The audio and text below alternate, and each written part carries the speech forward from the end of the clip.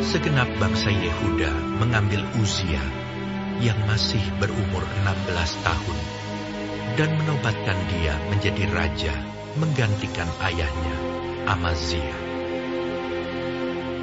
Ia memperkuat Elot dan mengembalikannya kepada Yehuda sesudah raja mendapat perhentian bersama-sama dengan nenek moyangnya. Uzia berumur 16 tahun pada waktu ia menjadi raja. Dan 52 tahun lamanya ia memerintah di Yerusalem. Nama ibunya ialah Yekolya dari Yerusalem. Ia melakukan apa yang benar di mata Tuhan, tepat seperti yang dilakukan Amazia ayahnya. Ia mencari Allah selama hidup Zakaria, yang mengajarnya supaya takut akan Allah. Dan selama ia mencari Tuhan, Allah membuat segala usahanya berhasil. Maka majulah ia berperang melawan orang-orang Filistin dan membongkar tembok Gat, Yabne, dan Asdod. Lalu mendirikan kota-kota di sekitar Asdod dan di lain-lain wilayah orang Filistin. Allah menolongnya terhadap orang Filistin dan terhadap orang Arab yang tinggal di Gur Baal dan terhadap orang Meunim. Orang-orang Amon membayar upeti kepada Uzia. Namanya termasyur sampai ke Mesir karena kekuatannya yang besar.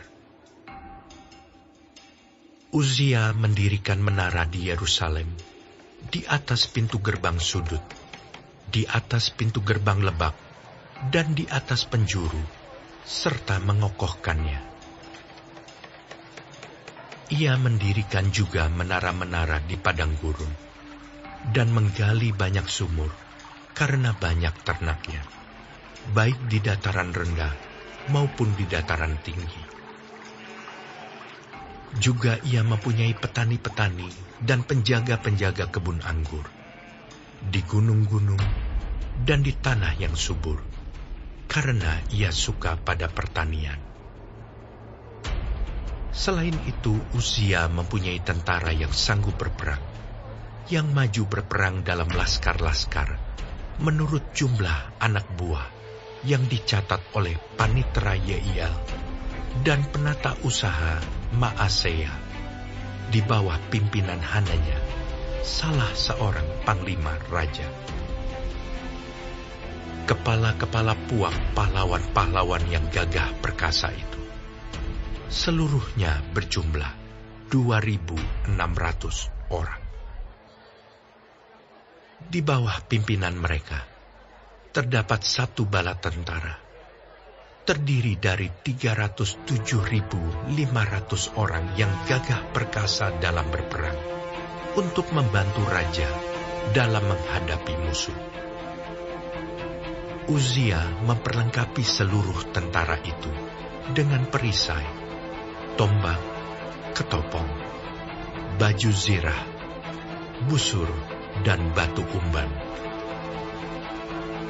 Ia membuat juga di Yerusalem alat-alat perang, ciptaan seorang ahli, yang dapat menembakkan anak panah dan batu besar, untuk ditempatkan di atas menara-menara dan penjuru-penjuru. Nama raja itu termasyur sampai ke negeri-negeri yang jauh, karena ia ditolong dengan ajaib, sehingga menjadi kuat. Setelah ia menjadi kuat, ia menjadi tinggi hati, sehingga ia melakukan hal yang merusak. Ia berubah setia kepada Tuhan Allahnya, dan memasuki bait Tuhan untuk membakar ukupan di atas mezbah pembakaran ukupan.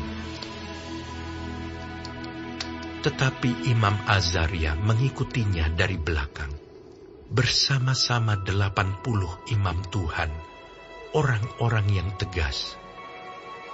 Mereka berdiri di depan Raja Uzia dan berkata kepadanya, "Hai Uzia, engkau tidak berhak membakar ukupan kepada Tuhan.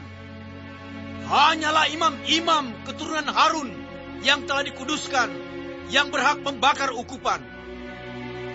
Keluarlah dari tempat kudus ini, karena engkau telah berubah setia.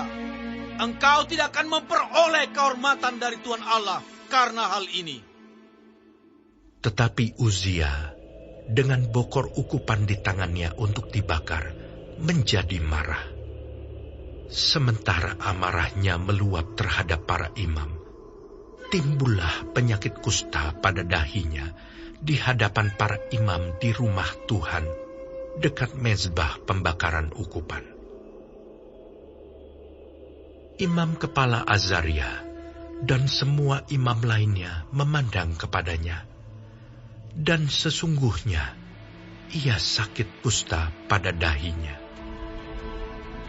Cepat-cepat mereka mengusirnya dari sana, dan ia sendiri tergesa-gesa keluar, karena Tuhan telah menimpakan tulah kepadanya. Raja Uzia sakit kusta sampai kepada hari matinya. Dan sebagai orang yang sakit kusta, ia tinggal dalam sebuah rumah pengasingan, karena ia dikucilkan dari rumah Tuhan. Dan Yotam anaknya mengepalai istana raja dan menjalankan pemerintahan atas rakyat negeri itu. Selebihnya dari riwayat Uzia, dari awal sampai akhir, ditulis oleh Nabi Yesaya bin Amos. Kemudian Uzia mendapat perhentian bersama-sama dengan nenek moyangnya, dan ia dikuburkan di samping nenek moyangnya, di ladang dekat pekuburan raja-raja, karena ia berpenyakit kusta, kata orang. Maka Yotam anaknya menjadi raja menggantikan dia.